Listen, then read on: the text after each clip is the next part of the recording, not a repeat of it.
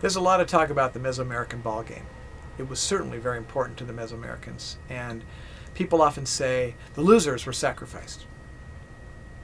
Well, I tell you, if they did that with every game, they'd pretty soon have a very small league. The ball game has two different meanings. To the Mesoamericans, the ball game was played everywhere. We find ball courses far north as Phoenix, Arizona, actually.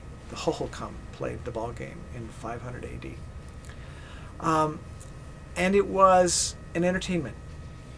Like for us, the ball game was something that people bet on and that people would go to watch for fun, and people would play for fun. But the ball game was also a sacred event, because there's a myth about the creation, at least among the Maya. The myth of creation among the Maya involves the ball game, and probably in other cultures as well. But specifically in the Maya, the ball court, which is shaped kind of like a V with a flat bottom, that shape is sacred. It's called a cleft, and it represents the opening of the underworld. And a volcano is an opening to the underworld, and that has a cleft.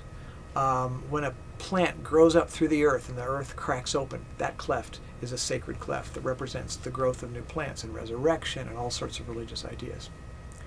But in particular, in the Popol Vuh, the sacred myth of the Maya, the hero twins, these boys, Hunahpu and Xbalanque, were playing ball. And that place they were playing ball was the roof of the underworld. It's a thin shell between our world and the underworld. And because the underworld gods downstairs could hear them playing upstairs, it was like noisy neighbors at an apartment building. You bang on the ceiling, "Hey, calm down up there." The gods called them down to play ball with them down in the underworld. And the first pair of hero twins were sacrificed.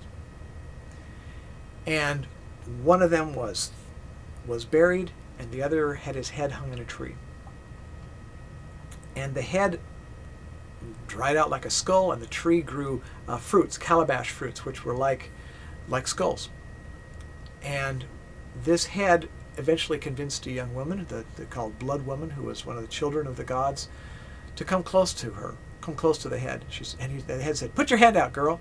And she reaches out, and he spit in her hand, and spitting in her hand was enough to get her pregnant. The gods had very powerful juices.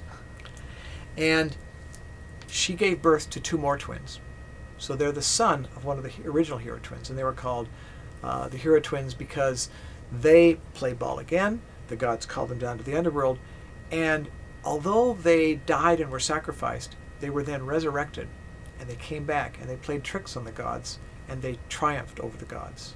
And so this myth of resurrection is a very important part of Maya culture, and the fact that the losers were killed in the myth was reenacted in what we call passion plays.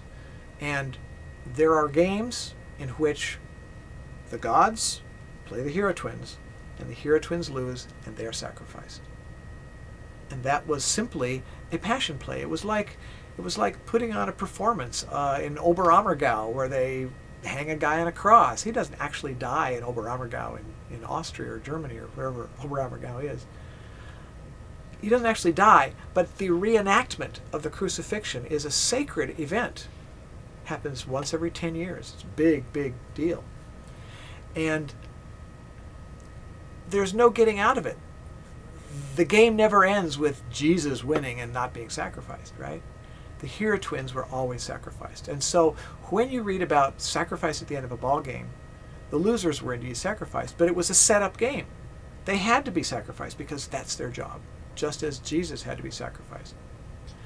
And so, yes, there was sacrifice associated with the ball game. There's an image in Chichen Itza of a player holding a head by the hair in one hand, dripping blood, and a knife in the other. Next to him is a kneeling ball player with what I presume was supposed to be symbolic streams of blood, which are turned into vines and I think snakes. There's one vine and 6 snakes coming out of his head.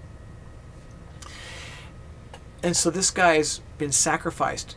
But the question is, The hero twins were the heroes. Jesus was the good guy. They were ultimately the losers.